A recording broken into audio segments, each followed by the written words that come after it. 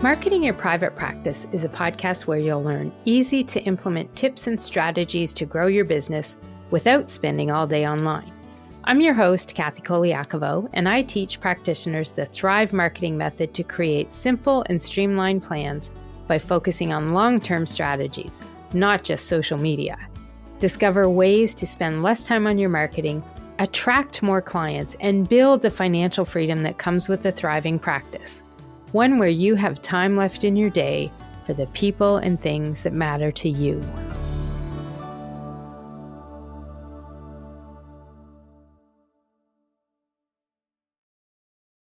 Hey, private practice heroes. It's Kathy Colaiacovo with the Marketing Your Private Practice with Kathy C podcast. And I want to ask you, are you ready to talk about some social media crap today? Because here's the thing. The last thing any business owner needs in today's world is crap. Yet many of us let a ton of crap pervade our social media accounts. Why do we do it? Often it's because it's easier to let things be versus taking the time to get rid of the crap. Partly because it's tricky figuring out how to fix it, and partly because that takes up time you just don't have. Sometimes it's because you may not even realize that these kinds of issues are even a problem. But that's going to change today. I'm going to share with you what some of the top issues are, why they can be a problem for your marketing, for your practice or your business, and how you can make some easy fixes. And yes, there's an easy fix for many of these issues if you can take a few minutes on the regular, and it will help you out a lot more in the long run. Now, I mentioned that most folks don't realize there's a problem with some of these annoying issues that happen on your social media accounts. Some of those spam comments on Instagram or fake people trying to friend you and follow you. The thing is, they seem like an annoyance at first, but in fact, they could be working against your marketing efforts. And sometimes they could be opening the doors for your family to get caught in some fraud scams, and no one wants that. Some of those fraud stats are scary. I was looking up some numbers from the Canadian Anti-Fraud Centre, and in 2022, they received fraud and cybercrime reports that totaled over $530 million in victim losses. And this was almost a 40% increase over 2021. But the scarier part about this, the increase wasn't connected to an increase in reporting because they actually estimate that only 5 to 10% of people report the fraud. So the increase is from actual things going up, and it's probably way worse than people can imagine.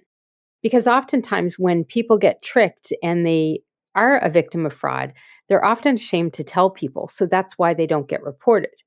But it's also why it's important to deal with some of these annoying issues on social media, even when you don't feel that a lot of it is worth dealing with. It really can be more important than you think. Here's an example of what I mean. We all know there's algorithms out there that do affect what we see in our news feeds on Instagram and Facebook and the other social media channels as well. It affects who sees the content, how often they see it, when they see it. The systems like Instagram and Facebook, all of these social media channels use algorithms to control the content and the reach because they are such huge platforms. They also use the algorithms to match the activities of followers to the content that people see. So that's why when you start engaging with a particular post or a type of page in your feed based on a certain topic, maybe some hashtags, then you start seeing more content on that topic. And trust me, if you start watching bear videos on Facebook, soon enough, they'll start feeding you way more bear videos in your newsfeed. It's how the algorithm works.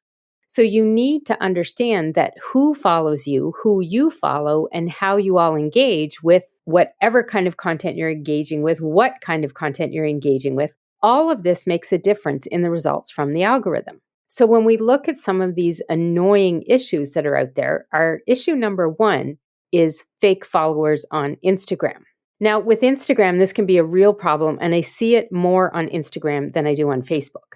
Fake followers are sometimes referred to as ghost followers. And on your Instagram profile, they're easily recognizable because they're often people whose profile will show some images of somebody who people would assume is really trustworthy. So often they'll have bios that might say they're a doctor or a general in the military or a high level rank like that, because the people making these fake profiles assume that we all trust those types of people. Typically, there's going to be few posts and content in their feed, not very many. If they are there, they'll often show them in uniform, or they're going to show them with kids or pets, dogs, cats. You'll see stuff like that, or on vacation, standing in front of recognizable places. And with the kids, sometimes one of the reasons they do that is they're trying to put content there that makes people feel like they're a real person, that they're worthy of our trust. But a few things stand out with these fake followers on Instagram. You'll notice that they don't often post very much content at all. And if you check their number of followers and the number of people they're following, those ratios will be way off. Spammers and scammers, fraudsters, whatever you want to call them out there, are typically going to be following a lot of people, but not very many people are following them back. So you'll notice that there. Sometimes they're going to be private accounts too, but that's not always a giveaway because there are a lot of real people out there that keep their Instagram accounts private. They're following to see information, but they don't necessarily want to share the information with the world. So one of the bigger giveaways here is the amount of followers to following ratio, and then the content and what you see in the content as well. Now, I know a few of these could slip in that may actually be real, but honestly, there's not many of these types of profiles with these kinds of traits and activities that are going to be real. So then you think, and you're probably asking me, well, Kathy, why are the fake followers a problem? What's the big deal? Well, here's the thing. This is where they help that algorithm work against you because their activity isn't real and they're not often doing much activity. They're really trying to get into the DMs and try to trick people or scam people into giving up information. So they're not typically going to be posting content engaging. And so although the follower may raise your number of followers, they're not typically interacting with you, and anything they do is probably not going to be worthwhile. So it works against you with the algorithm and it puts the percentage calculations off. So when we look at things like the rate of engagement from your followers, if you have a bunch of fake followers following you, wow, I'm getting lots of F words here. Not that kind of F word, you know what I mean. But when you've got all these fake followers on you and the ratios are off and the algorithm percentages are off, it's going to show that you have low engagement overall from your followers. And that works against you with the kind of content they're going to start showing people that you're putting out there and posting. So when you're posting your marketing content for your practice, you want to make sure that the people that are following you that are real can see that content. So what you want to do is get rid of these fake followers as fast as you can so that they keep everything happy, that you're actually got real people following you, and that the people that are following you are going to be engaging as well. So this is why it's important to deal with them. You can't just let them sit there and build in your numbers. You want to get rid of them and remove them as a follower to keep that following, that community that you do have filled with real people who can really engage. So how do you fix this? Well, the easiest way to do this is to check your Instagram notifications whenever you log on. Look for a notification of a new follower. Take a peek, review their names, look at their pictures. It takes you under 7 seconds to do this for each fake follower. And yes, I did just test this and time myself on it.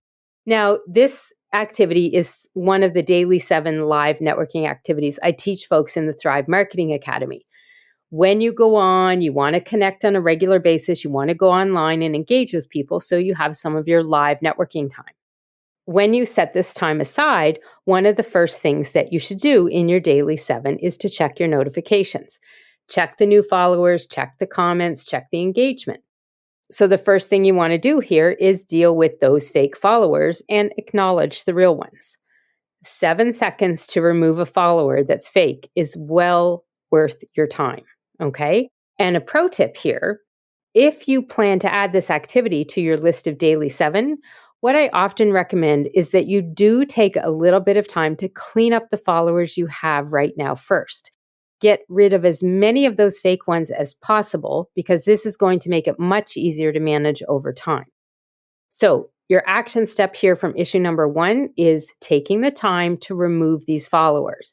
And it's very easy to do. You just click on their profile, hit the 3 dots beside them. You have after you've checked them out, of course.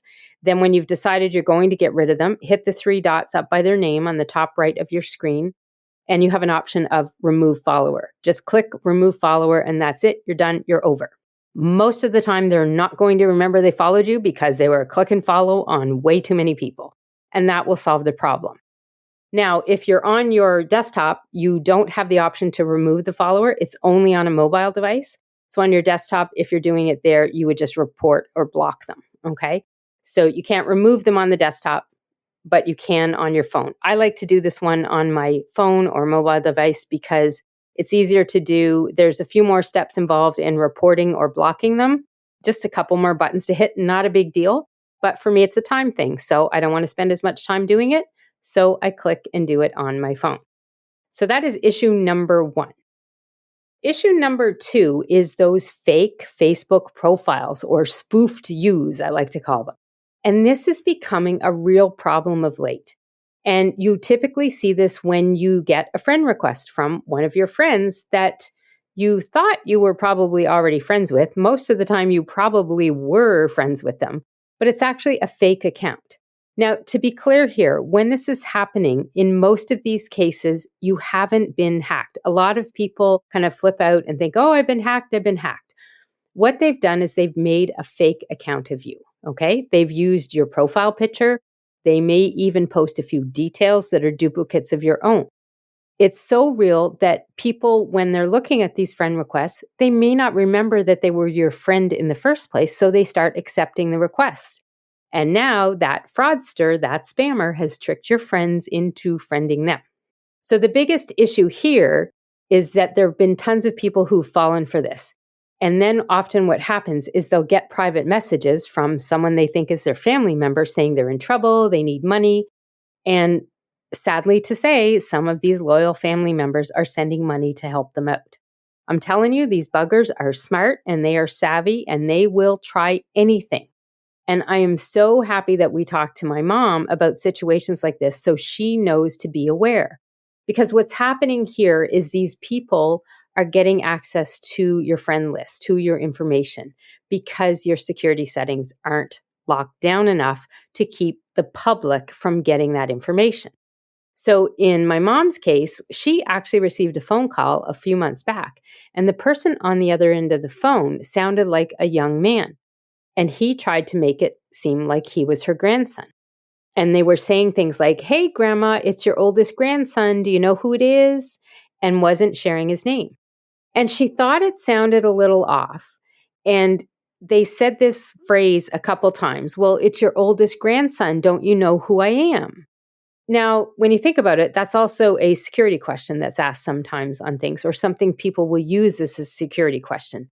So for me, this was actually a fraudster trying to get her and trick her.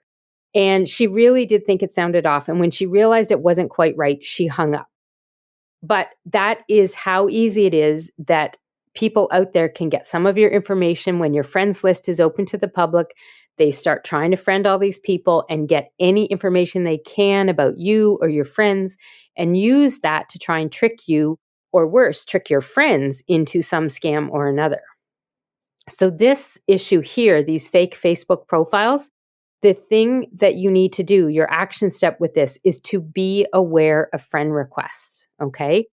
If you get a friend request, and again, this is something you would do in your daily 7, log in when you go into Facebook to do some of your networking time or check things out, look at your notifications. If you've got some friend requests there, then you want to think, who are these people asking you? And don't just randomly accept.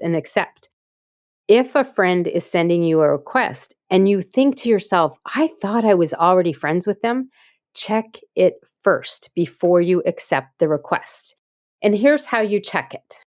First thing you do is click on the name of the friend from that friend request, but do not hit the wrong button and hit accept friend request. I don't want you to do that. I want you to click on their picture and go to their profile on Facebook. Everybody has a profile URL on Facebook. We all have one. This is the address in your browser that shows a URL that looks something like this. So mine is facebook.com/Kathy Colaiacovo. And everybody has a different URL. If you haven't customized yours like I have, it might be a bunch of numbers and a code, okay? So you'll see the URL. So then what you do, leave that person and go to your friends list and look for the friend you thought was already your friend. And if they're there, click on their picture and visit their profile and look at the URL.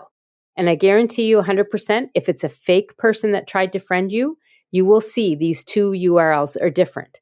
And that is your confirmation the friend request is coming from a fake Facebook profile, a spoofed you or your friend. So now what do?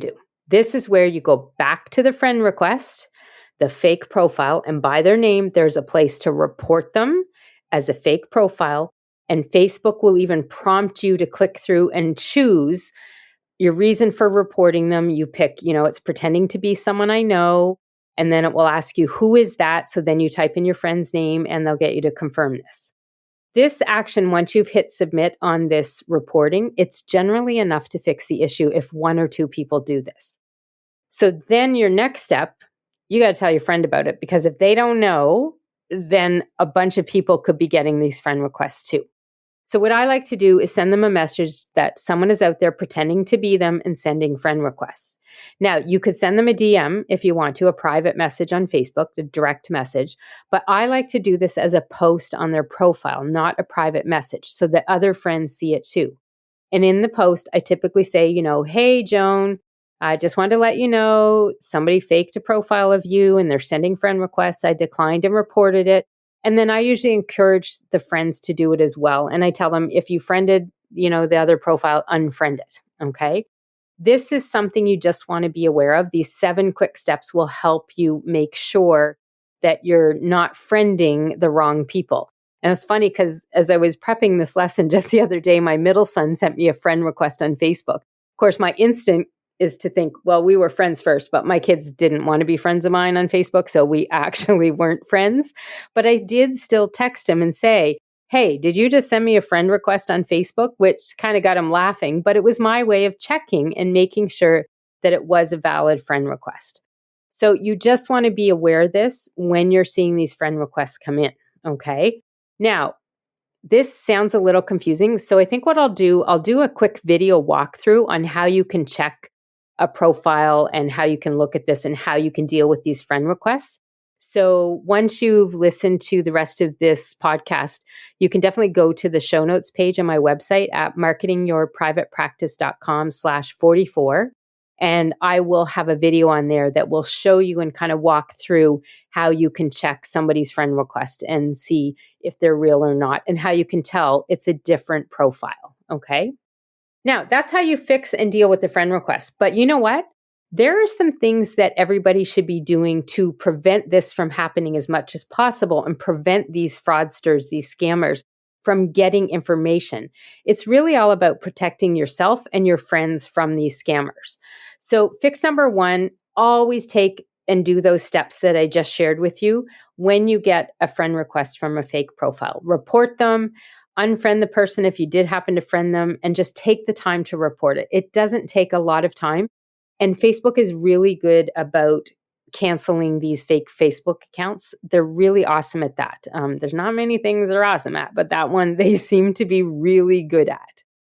Fix number 2 is you want to take the time to reduce the chances of this happening by tightening up your own Facebook privacy and security settings. So what most people don't understand is that if your security and privacy settings on Facebook aren't very closed down or very secure, your profile is open to everyone and your friend list is open to everyone. And even some of your personal information could be open to the public. And this makes you an easier target for these fraudsters. It makes you an easier target because if people who are the general public can see your friends list and your content, that means anyone can look at your list of friends. And once they open a fake profile of somebody, what they do is they start looking at their friends. And that's how they start sending them friend requests. So it's you leaving this open that's given them the opportunity to get in there. So fixing this issue only takes a couple of minutes, and then you've locked things up so that strangers, people who are not your friends on Facebook, cannot see anything more than your profile images, maybe a few cover images, and some of the pages you might like or groups you belong to. So the way you fix this is you go to your privacy settings on Facebook and lock down the privacy to friends only. Lock down who can see your friends list to friends only. And I like to make sure that you limit your content to that as well. And this helps protect not only you, but anyone you're friends with on Facebook from those scammers. Because if they can't see who your friends are, they're not going to be able to get a list, and it gives them nothing to work with if they're trying to make a fake profile of you. And as a bonus, while you're in there checking those settings, you should also make sure that your email address, your phone number, and any private information like date of birth or anything like that are private only to you. So you can change the settings of everything. If you put your address, which I don't recommend in there, if you put, your phone numbers, things like that, a lot of us will connect our cell phone because we do the two-step verification. But if it's not private to you only, then anybody online can get your phone number. So you don't want that. So issue number 2 is the fake Facebook profiles. And the fix to that is check and report those profiles and tighten up your Facebook privacy and security settings as well. All right, we're going to move on to issue number 3. This is the last one we're going to talk about here today on this episode, and that is spam comments on Instagram and Facebook posts. These things are the bane of my existence on Instagram. They drive me batty, especially on Instagram, because they happen there way more often, it seems, than they do on Facebook. And spam comments, a lot of them you'll see as comments that say things like, promote it on XXX, and XXX is another username or maybe a website. And for some posts that you might have, you may see the same person post the same exact message over and over, or you may see different people posting the same message too. And it's all the same thing. They're usually telling you some way or another to promote whatever you just said or posted in your feed there, that you can go promote it on whatever Instagram account or website they're trying to get people to go to. So definitely don't click those links if they put in a link there. And the reason they're doing this is to try and get more followers or to get people doing engagement or getting website traffic somewhere that ultimately they've got something happening and some goal or purpose. I honestly don't understand some of the purposes of the scammers that are out there, but I guarantee you they know what they're doing and they know what they're trying to get you to do as well. So they're doing this sometimes to get more followers, to get more names, to get more traffic, whatever it is there. But what happens here is these comments are putting engagement on your posts, but they're not engagement from real people or ideal followers. So it hurts you again more than it helps you if you leave it there. So you do want to have real comments on there, not fake ones, so that your algorithm and the engagement percentages, everything that you've got going for you there, are from real people for real reasons. Plus, the other thing you have to think about is if you've got somebody who really wants to comment on your post, but they see just a bunch of spam stuff and that's all they ever see, sometimes that will scare them off from posting too, because they're worried about the spammers seeing their name and their information. So you really want to get rid of them. On Facebook, these kinds of comments tend to be one of 2 types that I see. One, they're posting about how they made tons of money in crypto and got someone's help, and they might share a website or username and links too. Sometimes these are showing up as reviews on your Facebook page, which is really annoying. So instead of being a testimonial about your service, they're the spam crap that's there. And the other type of comment that you typically see that's the fake kind on Facebook is what I like to call that sly fake male profile. And so I typically see these on accounts of women, my own included. And it will just be a random post on a thread that you might have going with your family or whatever. And it's somebody that posted and they say, "Oh, I'm sorry for jumping in on this post, but you look so beautiful. And I just had to stop here and post that and let you know. And if you need a friend, you can reach out to me, or I'd like to start a relationship with you, or I'd love to see if we could take this, somewhere." Like, this is actual words that sometimes I've seen on them. They're just disgusting and gross. But why are these things an issue? Again, it doesn't help you to have this fake kind of crap comments out there. And most people think it's really complicated to deal with, but once you know how to deal with them, they're easy to clean up too, both of them. Literally, all you have to do, whether it's on Instagram or Facebook, is delete and report the comments. It doesn't take long to do it all, not when you know what you're looking for. So, this again is something that I do when I go online for my networking and engaging time, and it's part of my daily 7. Check the notifications. If I've got comments, I look at what the comments are because, of course, you're putting content out there. You want to engage with the people that are commenting on it. But if it's crap comments like this, then what you want to do is hit the 3 dots by your post. There's a spot where you can hit manage comments and you can go and delete them. So it's very easy fix. Again, it doesn't take that much time at all. And when you do that, you clean up your feed so that it's not scaring people away from the fraudsters and the scammers that are out there posting on your stuff. And soon enough, they'll learn not to do it. I typically find that it stops after you've been really diligent about deleting the comments as well. And it's simple to do. Again, check it, hit the 3 dots, delete and report, or manage the comments there. On Facebook, same thing. You can hide the comment. You can delete them as well, depending on where it got posted in the first place. So deal with them. That's your action step here from this 3rd issue of the fake comments out there, whether they're on Instagram or Facebook. I guess not fake comments, the spam comments, as I call them. And you just want to go in, manage them, delete them, and get rid of them. And that's it. Those are the top 3 main issues of crap and annoying things that happen on social media that you will run into on your social media channels. And all 3 of them are issues that can work against your marketing efforts, or they're issues that can put your friends and family at risk. So your action step from today's lesson is to get in there and number 1, stop ignoring the spam comments and the fake followers. Deal with them. 2, decide if you need a cleanup of the past comments and followers or not, and deal with those as well. This is often with these, I like to take time while I might be watching a TV show or something. I get my phone out and I decide that while I'm watching the show, I'm going to multitask and deal with the crap if I'm going to deal with it in a block of time and get rid of some of the old stuff. But the thing is, if you keep up with this on a regular basis, you won't need to do the big cleanup in the past. Because if you're adding that, and this is your action step number 3, if you're adding that kind of activity to your live networking time, which is, that 15 minutes where you go online to connect and engage with people on social media, make this one of your action steps, one of your daily 7, so that you are dealing with the fake followers and the comments instantly so they're not getting out of control and it doesn't become unmanageable where you need a big block of time to sit down and clean it all up there. 4th thing that you can do here is check your Facebook privacy settings and lock things down so the entire world cannot see all of your info and your friends list as well. This is really important for protecting your friends and family.